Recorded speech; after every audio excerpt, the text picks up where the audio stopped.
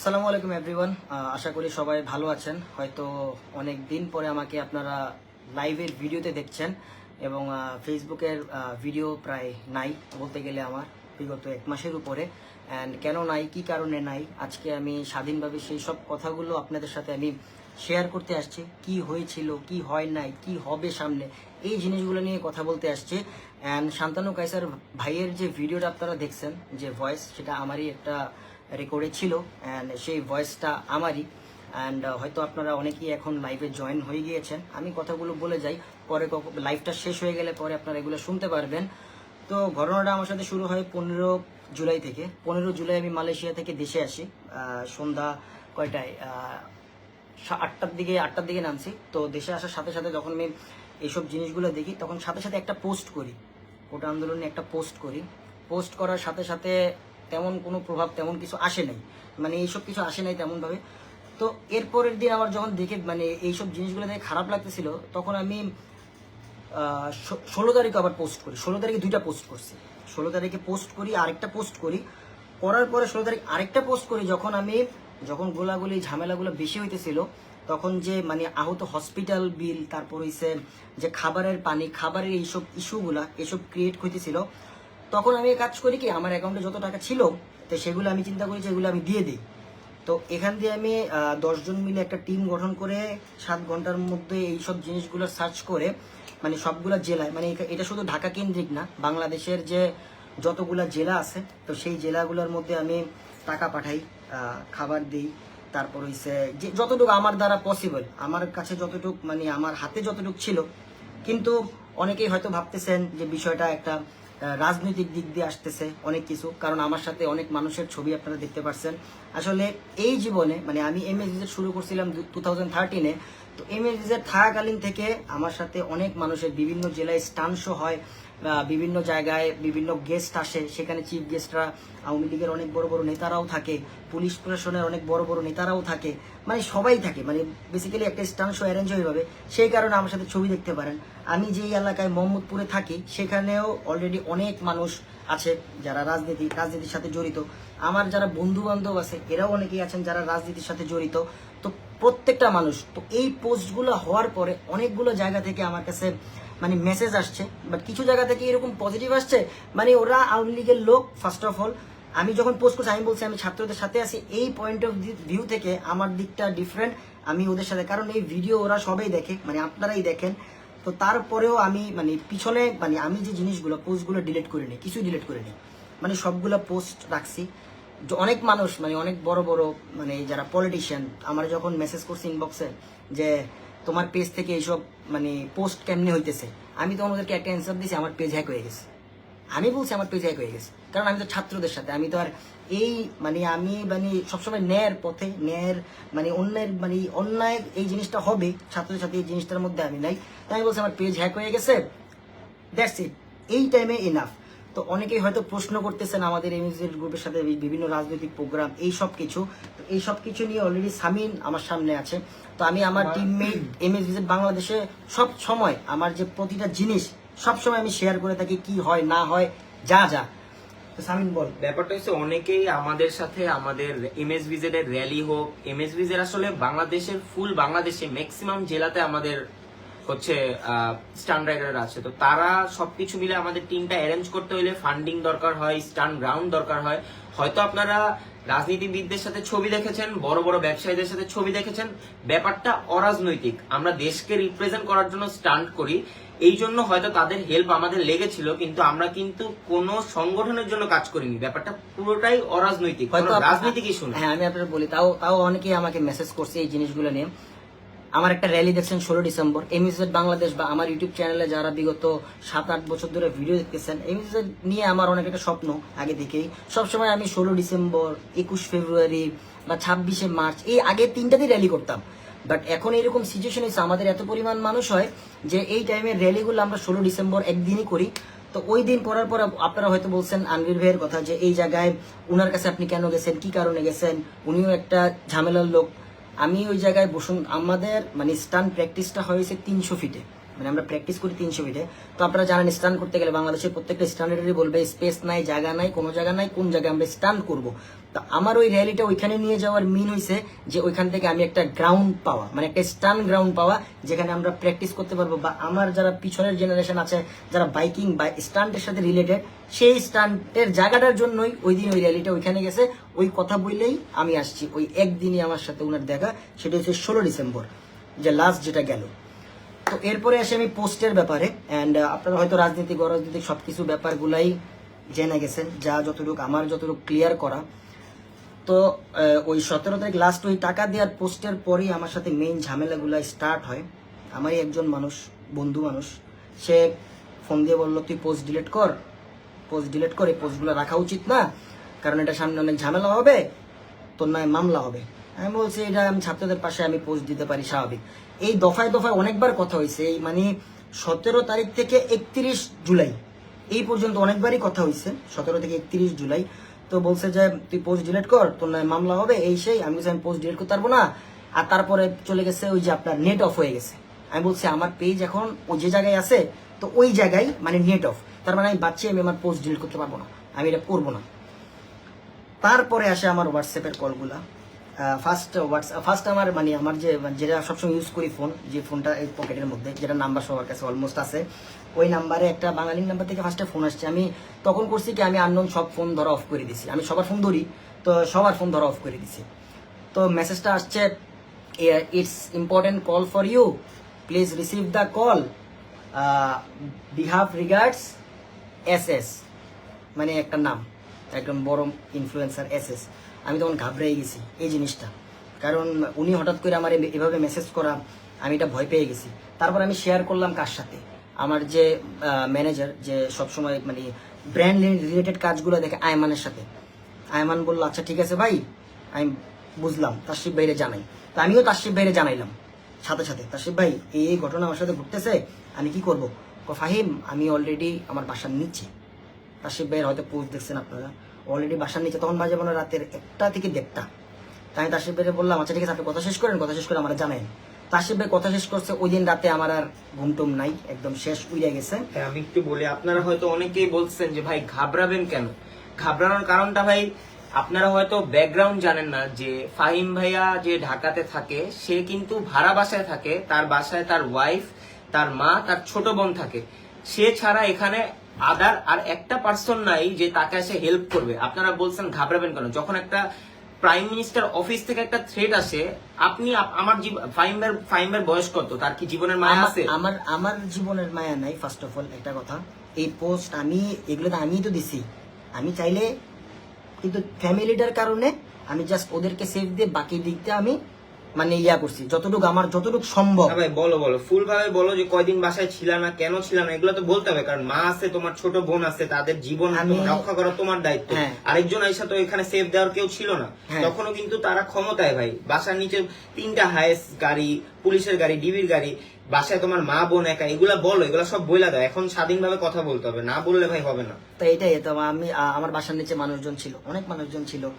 আমি বাসা থেকে আসলে অনেকেই আমার ভাবছে আমি কই হ্যান ত্যান হাবি যাবি, আসলে আমি আসলেই বাসা থেকে পালাই গেছি। বাসা থেকে পালাই মানে আমি বাসায় আসছি আপনাদের স্বাধীনতার একদিন পরে, 6 তারিখ। আমি 6 তারিখ বাসায় ঢুকছি, কারণ 5 তারিখেও বাসার নিচে গোলাগুলি হয়েছে। 5 তারিখেও বাসার নিচে গোলাগুলি অনেক জায়গায় স্বাধীন হয়েছে, কিন্তু 5 তারিখেও অনেক ঝামেলা হয়েছে, অনেক গোলাগুলি হয়েছে। আমাদের মা বোনদেরকে নিয়ে আমরা কিভাবে যে দৌড়াদৌড়ি করছি, এটা তো অফলাইনে আপনাদেরকে এক্সপ্লেন করা পসিবল না, কারণ এটা আমাদের মা বোন, আপনারা জানেন না কি করবেন। কিন্তু আপনারা আরেকজন আইসা সেভ দিতে পারবেন না, অস্ত্রের মুখে আপনারা সবাই সারেন্ডার করতে হবে। যেখানে মা বোন, আমরা বুক পাইতা দিব, আমাদের কোনো সমস্যা নেই, আমরা বুক পাইতা দিছি, আপনারা ছবি দেখছেন, সবার কমেন্টে ছবি আছে, সবকিছু আছে। আরেকটা কথা বলি, না তো যখন আমি কিন্তু মানে আমি আন্দোলনে গেছি, আমি গেছি, তাশরিফ ভাই গেছে, মানে আয়মান গেছে, সবাই গেছে, আমার পোলাপান তো সব আন্দোলনে। আমি বলছি তোরা ছবি পোস্ট কর, আমার যে ছবিটা আছে এটা তোরা আপাতত পোস্ট দিস না, আমি যদি এখন অ্যারেস্ট হয়ে যাই তাইলে এটা এফেক্ট তোদের, মানে তোরা সব পিছিয়ে এসে পড়বি, তোরা সব পিছিয়ে। আমি জানি আমি যদি অনেক কিছু হয়ে যেত, ওরা ব্যাক ফরওয়ার্ড চলে আসতো সবাই, ওরা ব্যাক ফরওয়ার্ড। আমি বলছি ঠিক আছে আমার ছবিটা বাদে তোরা সব ছবি পোস্ট দে, তোরা সব যা মন চায় তাই কর। এক কথা আমি আমার ছবি, আমি যে আন্দোলনে গেছি আমার ছবিটা তুই পোস্ট করিস না, আমি বলছি ঠিক আছে ফাইন, এতটুকু শেষ। তো যখন ওই যে ওনার মেসেজ, তখন আমি তাশরিফের বললাম ভাই এর পরের দিন আমাদের একটা মিটিং করা দরকার। তারপরে মিরপুর চলে যায় সাথে সাথে লেজিট বন্দর অফিসে। ওখানে যে আমি, আয়মান, তারপর তাশরিফ ভাইরে বললাম ভাই আপনারা কি বলছে এগুলো একটু বলেন আমারে, কারণ আমারে ফোন দিছে, ফোন আমি পিক করি নাই। দুইবার মনে করেন যে দুইবার মেসেজটা দুইবার আসছে, একবার রাত্রে আসছে, একবার সন্ধ্যার দিকে আসছে, আর কল আসছে 3-4 বার। আমি এগুলা পিক করিনি। তো আমি বললাম ভাই, বলেন ভাই কি অবস্থা, এগুলা কি? তাশরিফ ভাইয়ের হাতে পুরো স্ক্রিপ্ট, তাশরিফ ভাইয়ের হাতে স্ক্রিপ্ট, যেগুলা কারা করতেছে, কি নিয়ে ভিডিও বানাইতে হবে। আমি ওই দিক থেকে একটা হাসি দিয়া তাশরিফ ভাইয়ের বললাম ভাই মাপ চাই, দোয়া চাই, আমি পলাই যেতেছি গা, দরকার হলে দেশে থাকলাম না মরে গেলাম, ডাজেন্ট ম্যাটার, কিন্তু আমি এই ব্যাপারে ভিডিও বানাইতে পারবো না। এখন আমার যদি খুঁজেও এটার মধ্যে নাই, তাশরিফ ভাই বলছে আমি এটার মধ্যে নাই, তাশরিফ ভাইও ক্লিয়ার, আমি সেটা পারবো না। তাশরিফ ভাইয়ের মতো ওইখান থেকে লিভ। আমি গাড়ি এক জায়গায় রেখে, তখন কিন্তু কারফিউ চলে, তখন কারফিউ চলে, গাড়ি আরেক জায়গায় রেখে আমি আরেক দিক দিয়ে রিক্সা দিয়ে গেছি।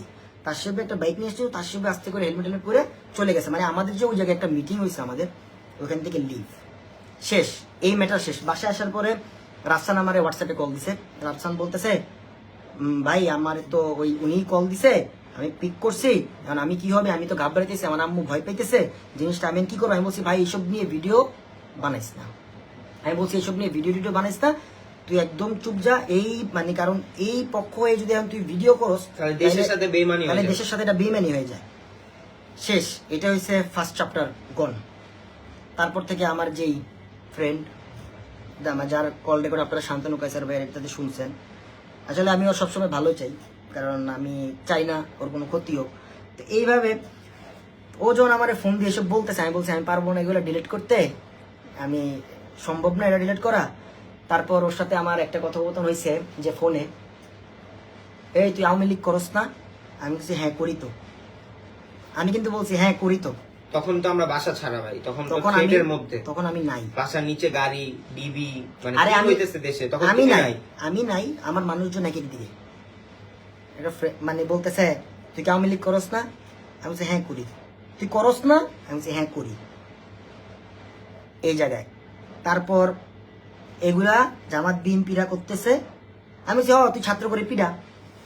আমার এরপর কথা হচ্ছে হ্যাঁ তুই ছাত্র করে পিডা, আমি পোস্ট ডিল করতে পারবো না, আমি একটা মেন্টাল প্রেশারে আছি, আমি এটা পারবো না। আমি বলছি ছাত্র করে পিডা, আমি বলছি ছাত্র করে পিডা। এই জায়গা থেকে কত আর ইয়া করতে হবে। এই ঘটনাটা ঘটছে, এটা ঘটনাটা ঘটছে হচ্ছে 26 তারিখের পরে, 26 তারিখের পরে যখন আমি হ্যাঁ 26 তারিখের পরে বলছে তুই মার। তো আমি এটার মধ্যে নাই, তোরা কি করস, তোরা মার, কারণ আমি তো নাই, আমি এই জায়গায় নাই, আমি জাস্ট এই জায়গা থেকে ক্লিয়ার। তারপর ওই যে লাল রঙের প্রোফাইল পিকচার আসলো, আমি প্রোফাইল পিকচার আপলোড দিলাম। ওই দিন আরেক ধাক্কা, আমি কেন প্রোফাইল পিকচার দিলাম, তুই কেন লাল করলি প্রোফাইলটা, মানে আমারই একজন ফ্রেন্ড, তুই কেন প্রোফাইল পিকচার লালটা দিলি? আমি বলছি ভাই এই জায়গায় ছাত্রদের যে জায়গায় বিষয়, আমি ছাত্রদের সাথেই আছি, কারণ ইলেকশনের আগে প্রমোশনাল ভিডিও, আমি আমার লাইভে বলতেছি, ইলেকশনের আগে প্রমোশনাল ভিডিও আমি নিজেও 300 ফিট নিয়ে করছি, বাংলাদেশের প্রত্যেকটা কন্টেন্ট ক্রিয়েটর অলসো এক এক জায়গা নিয়ে করছে, কেউ মেট্রো রেল নিয়ে করছে, কেউ টানেল নিয়ে করছে, কেউ পদ্মা সেতু নিয়ে করছে, আমি করছি কোনটা 300 ফিট, কেউ এলিভেটেড এক্সপ্রেস নিয়ে করছে, সবাই করছে, আমিও করছি। আমি ওই ঘটনার পর ওই দিন ওই ভিডিও ডিলিট করে দিছি ওই ভিডিওর পরে। তো এই জায়গায় এত কিছু হওয়ার পরে তখন মানে থ্রেডের পরিমাণটা একটু বেশি আসতেছে। মানে ছাত্রলীগের একজন বড় মাপের পলিটিশিয়ান, সে আমার বলতেছে তোমার পেজ থেকে কি আপলোড হইতেছে এগুলা। আমি বলছি ভাই আমার পেজ হ্যাক হয়ে গেছে গা, মানে সেম কথা, আমার পেজেতে যা পোস্ট হইতেছে সেটা হ্যাক হয়ে গেছে, আমার পেজ হ্যাক হয়ে গেছে, যে এটা গন। আর উনি তখন বলছে একটা কথা যে তুমি তো তাইলে তোমার আইডি থেকে স্ট্যাটাস দাও, আমি বলছি ভাই আমার আইডিও চলে যাবে, তো এটা নিয়ে আমি আর পারবো না করতে যতটুকু। লাস্ট কল আসছে আমার কাছে, এর মাঝখানে আমি আরেকটা কথা ক্লিয়ার করে দিয়ে যাই, এইসব ঘটনা যখন ঘটতেছে আমি ভাই একা কথাগুলো শুনিনি, আমি আমার পুরো টিম রে এক্সাইট করে ওদেরকে বলছি তোমরা আন্দোলনে যাবা, যা লাগে সব আমি আছি। আমার মাঝখান দিয়ে ভয় এই জায়গায়- লাগছিল যখন ভাইকে থ্রেড দিতেছে, তখন আমি বলছি ভাই আমরা তো যাইতেছি টি শার্ট পরে, এটার ইমপ্যাক্ট যদি তোমার উপর পড়ে, তখন ভাই বলছে সামিন আমার শহীদ ভাইদের রক্তের প্রতি বেইমানি করা যাবে না, যতটুকু পারবো আমাদের ক্ষমতার মধ্যে মা বোনদেরকে সেফ রেখে ততটুকু আগায় যেতে হবে, শহীদ ভাইদের রক্তের সাথে বেইমানি করা যাবে না। আমরা হয়তো কেউ এটা করি না। যদি এই- একটা জিনিস শুধু মাথায় রাখছি ভাইয়ের কথা, যে শহীদ ভাইদের সাথে বেইমানি, তাদের রক্তের সাথে বেইমানি করা যাবে না। আমরা আমাদের গ্রুপ দিয়ে ফিনান্সিয়াল সাপোর্ট দিয়ে যেভাবে পারছি মা বাবাকে অন্য বাসায় পাঠায় আমরা সব যথাযথ চেষ্টা করছি আপনাদের পাশে থাকার জন্য। আমি বলি যে ওরা মানে ওদের ফ্যামিলি তো বাইরে গেছে, আমারটা তো আমি বাইরে করে ফেলছি, এক একজন এক এক দিকে পাঠাই দিছে। তো হয়তো অনেকেই ভাবতেছেন জিনিসটা ফেক হ্যান ত্যান। ভাই আমার লগে কি ঘটছে ভাই এটা আমি জানি, মানে আমি কোন জায়গা থেকে উঠেছি। হয়তো যদি স্বাধীন না হইতো এটা আমারই দেখতেন না, এটা আমারই দেখতো না। হ্যাঁ, এই এটাই জায়গা তো। খুদার কসম কাইটা কইলাম, হয়তো আমাদের দেশে দেখতেন না, এই জায়গার মধ্যে দেশে দেখতেন না, কারণ এটা একটা বড় ধরনের জিনিস। তো ওই জায়গায় ওইটা হচ্ছে বেসিক্যালি আমি যে অফিসটার কথা বলতেছি, বা আমি আসতেছি একটা করে ইনফ্লুয়েন্সারের ব্যাপারেও আসতেছি একটা একটা কথা বলে। তো যখন আমি মানে ওগুলো ফোনে বলছে আমি আওয়ামী লীগ, আমি এটা সেটা ওটা বাদ, তো এই জায়গা থেকে তো বলছে যে ওই যে আরে মেসেজটা আরে তুমি তো আইডি থেকে পোস্ট দাও। তো আমি আইডি থেকে পোস্ট দেওয়ার জন্য বলছি আমার আইডি যদি আমি পোস্ট দেই তাহলে আমার আইডিতে এখন পোলাপান রিপোর্ট মেরে আইডি উড়াই দিব, আইডিতে এখন পোস্ট দেওয়া যাবে না। আমি এভাবে ইগনোর করছি। আমি কিন্তু একটাও ছাত্রদের বিরুদ্ধে একটা পোস্ট ইম্পসিবল। থাকতে পারে আমাদের সাথে সম্পর্ক থাকতে পারে, কিন্তু আমরা একটা কথাতে এগ্রি করি নাই। একটা ওই কথাতে agree অফিসে করে ফাহিম নাই। ভাইয়ের মিটিং এ যাওয়ার জন্য কতগুলা কল আসছে, ফাহিম ভাই একটা বারের জন্য একটা স্টেপ নেয় নাই। ফ্যামিলির উপরে হুমকি আসছে যে মা বোন একা থাকে বাসায়, তারপরেও কিন্তু ফাহিম আমার ভাই কাছে অফিসে যায়। আচ্ছা আমার এই ফোনে মেসেজ আছে ফাহিম তো পলাই গেছে, ফাহিম তো পলাই গেছে, ফাহিমের কিন্তু তার বউ মা বোন তো আছে। ওই টাইমে আমি ভয় পেয়ে বাইরে বলছিলাম ভাই আমরা কি করব, যাওয়া কি ঠিক হবে কিনা। হয়তো ক্যামেরাতে দেখা যেতেছে না। কমেন্টে দিয়ে দিব ভাই, কমেন্টে দিয়ে দিব। আচ্ছা ও তো পলাই গেছে, ওর যারা বাসায় আছে ওদেরকে মানে আমার বোন, আমার ওয়াইফ, তারপর আম্মু, এদের উপর মানে মহিলা মানুষের উপর অত্যাচারটা করবো। শালা আমি একলা থাকতাম একলাই, এই জিনিসটা হচ্ছে এরকম। কিন্তু যে করতেছে, যে করছে, হয়তো আপনারা শান্তনু গাছের ভাইয়ের লাইফটা দেখছেন, সবকিছুই দেখছেন, ওকে ফাইন, বাট আমি ওনার চুপ থাকতে পারবো না। আমি এটা অলরেডি বলছি যে আমি সবকিছু এখন আমি ক্লিয়ার করে দিব। আমি দরকার হলে থাকবো না, দরকার নেই আমার, আমার এইসব জিনিস দরকারই নাই। তো 31 তারিখের 31 জুলাই একটা কল আসছে, যেটা আপনারা সবচেয়ে বেশি ভিডিওতে দেখছেন, যে এনটিএমসির চিফ যে ডিজি, মানে উনি যে ডিজি, তো ওনার সাথে ওর ভালো সম্পর্ক, ওর চাচা হয়। তো ওই জায়গা থেকে আমার ফোন দিছে, ফোন দিয়ে বলছে যে ইয়া স্যার বলছে তোর কল্লা কেটে লেবো। আমি বলছি কি কল্লা কেটে লেবো? আমি বলছি কাইটা লাগা, কিছু করার নেই, এমনি বাঁচাতে অমনি মরে যাও আরো ভালো, মাইরা লাগ, সমস্যা নেই। আচ্ছা ঠিক আছে, এতটুকু, আচ্ছা ঠিক আছে। কিন্তু ভাই এই জিনিসের এই থ্রেডগুলা কে পায়নি? তার মাঝখানে একটা ক্যাম্পেইন স্টার্ট হলো, মানে এসএস এর ক্যাম্পেইন থেকে তো ভেগে গেছি। তো এই জায়গায় তো আরেকটা ক্যাম্পেইন হইতেছে যে ইসিবি চত্বরের মোড়ের যে বিল্ডিং এর অফিস, যেখান থেকে আমরা ইলেকশনের আগের যে ভিডিওগুলো করছি, নাম ইসিবি চত্বর টাওয়ারটার নাম ওয়াসি টাওয়ার, ইসিবি চত্বরের যে টাওয়ার, অনেকে হয়তো আমার দেখছি ইসিবি চত্বরের সবার গাড়ি। তো আমার এলাকার পোলাপান মানে ওই জায়গার পোলাপান, ভাই এখানে কার কার গাড়ি আছে, আমি সবগুলা গাড়ি বলছি, তখন কিন্তু আমি নাই। তো ওই জায়গা থেকে মানে যখন 23 জন ইনফ্লুয়েন্সার নিয়ে কাজ স্টার্ট হয়, তখন আমারে ফোন দিছে আবার, তুই কি কাজ করতেছস, আমি কি তোর ইন করবো? আমি বলছি হ্যাঁ কর, ইন কর। আমি তো নাই, আমি আর আমু নাই চিন্তা ভাবনা লই আমি বাইরেছি। আমি যে জায়গায় গেছি ওই জায়গায় থেকে যে আর আসবো এই চিন্তা আমি ইয়া করি না, মানে আমি বাইরে গেছি, আমি করবো না, আমি জানি। আমি এখানে নাই, আমার সব অসুস্থ, আমি একটা জায়গায় আছি, এটা আমি পারবো না। কোথায় তাইলে তোরে আমি ইন করলাম, আমি কর।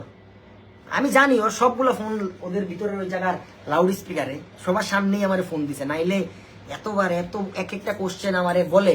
আমি বলছি হ্যাঁ ঠিক আছে ফাইন কর, সমস্যা নেই, আমি আসি।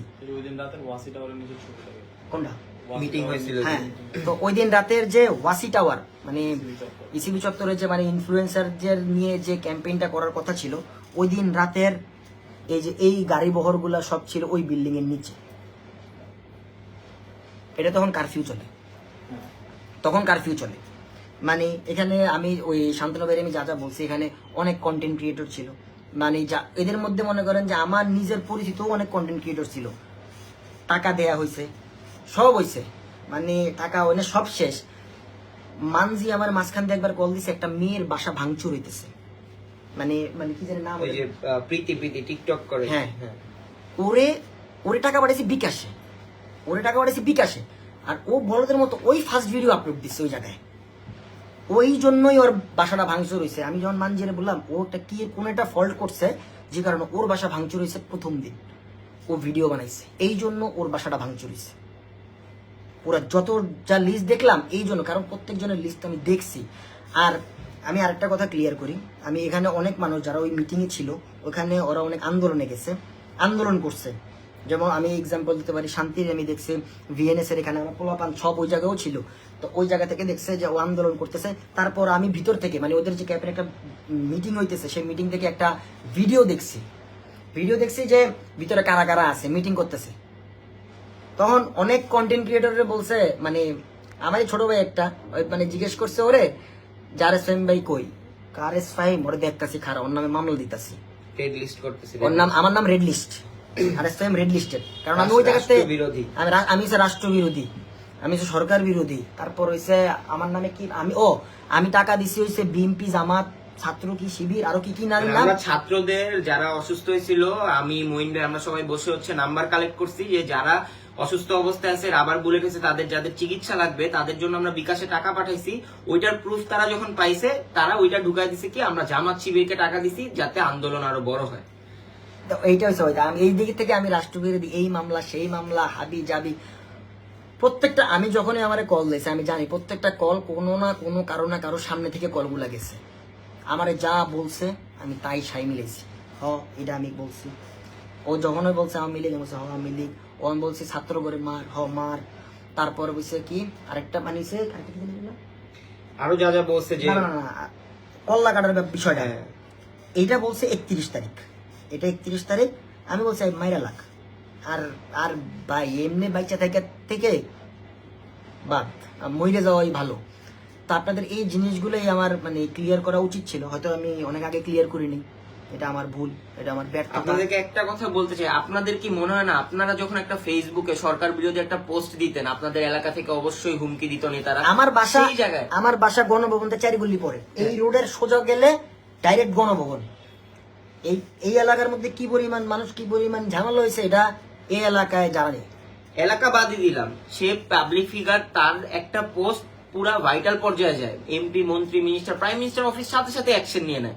সেই জায়গায় যে এই ক্ষমতাটা সে দেখাইতে পারছে, ছাত্রদের পক্ষে রেড ডিপি দিয়ে, ছাত্রদেরকে ডিরেক্ট সাপোর্ট দিয়ে, কোন আমরা আমাদের মানে যতটুকু ক্ষমতা ছিল সব জায়গা থেকে, আমরা মাঠ থেকে শুরু করে সোশ্যাল মিডিয়া, আমরা কিন্তু কোন জায়গায় আজ পর্যন্ত এখন পর্যন্ত আপনাদের সাথে কারোর সাথে বেইমানি করি নাই। একটা দেখাইতে পারবেন না যে আমরা ছাত্রদের এগেইনস্টে কিছু বলতে গেছি। সব জায়গায় আমরা অ্যালার্ট ছিলাম, আমরা সব জায়গায় কাজ করে গেছি। ইভেন আফটার 6 তারিখ থেকে ফাহিম ভাই নিজে সকাল 10টা থেকে রাত 12টা পর্যন্ত ট্রাফিক ডিউটি থেকে শুরু করে সংসদ ভবনের নিরাপত্তা, যাতে কোনো ডাকাত দল রাতে দিনে ট্রাফিক ডিউটি সব সময় সারা দিন আমরা দাঁড়ানো। আমি আমার পেজ থেকে বা আমার নিজের কোনো জায়গা থেকে একটা ছবি, একটা স্টোরি কিছু আপলোড দেনি। আর আমার ফার্স্ট মেনশনটাই আসছে মানে বন্যাতে মানে বিকাশের একটা নিয়ে, এটার মধ্যে আমার সাথে বিকাশের রিলেটেডটা কি এট ফার্স্ট এই জিনিসটা আমার পেজে পুরাটা সার্চ মারেন যা মন চায়, কারণ আমি এই নিয়ে কোনো ভিডিওই বানাইনি, আমি নিজের থেকে যে সবসময় দিয়ে আসছি আমার যতটুকু এফোর্ট। আমি যদি মনে করেন আমি যদি 1 লাখ টাকার হেল্প করতে পারি, আমি 1 লাখ টাকার হেল্প করে শেষ করে আসছি। যখন আমি পারি নাই আমি যাই নাই। চট্টগ্রামের আগুনের ক্ষেত্রেও সেম ঘটনা, মেডিসিন লাগতো, আমি টাকা দিয়ে কিনা দিয়ে আইসা পড়ছি, আমি আইসা পড়ছি, কোনো ভিডিও বানাই নাই। বন্যার ঘটনায় কোনো ভিডিও বানাই নাই, ছবি কয়টা ছিল এটা দিয়ে পোস্ট শেষ। আমরা কোনো ফান্ডিং তুলি নাই আজ পর্যন্ত। আমি জীবনে একটা ভালো কাজ করছি, জীবনে কোনোদিন কোনো ফান্ডিং তুলি নাই। মানুষ যখন কোনো হেল্পের জন্য আসে, এটা শেয়ার দিয়ে দেন, তখনই আমি চিন্তা ভাবনা করে দেবো এটা শেয়ার দিব কি দিব না, কারণ এখানে বিকাশ রিলেটেড আছে। আমি এই দিক থেকে তাও আমি আইসা মানে তখন তাৎক্ষণিক আইসা আমি কখনো এক্সপ্লেন করিনি। আমি পলাইছিলাম, এটা আমি ঠিক আছে, কিন্তু আমি পোস্ট দেওয়া থেকে বিরত থাকি নাই। যেটা যেটা দরকার ছিল সেটা আমি যখন ওই জায়গায়ও ছিলাম তখন আমি টাকা পাঠাইছি, যখন ছিল না তখন আমি টাকা পাঠাইছি খুলনাতে। এই জায়গার মানে যতগুলা মুভমেন্ট হয়েছে, তো এটা আমার আপনাদের কাছে ক্লিয়ার করা উচিত ছিল, এতটুকু আমি ক্লিয়ার করলাম।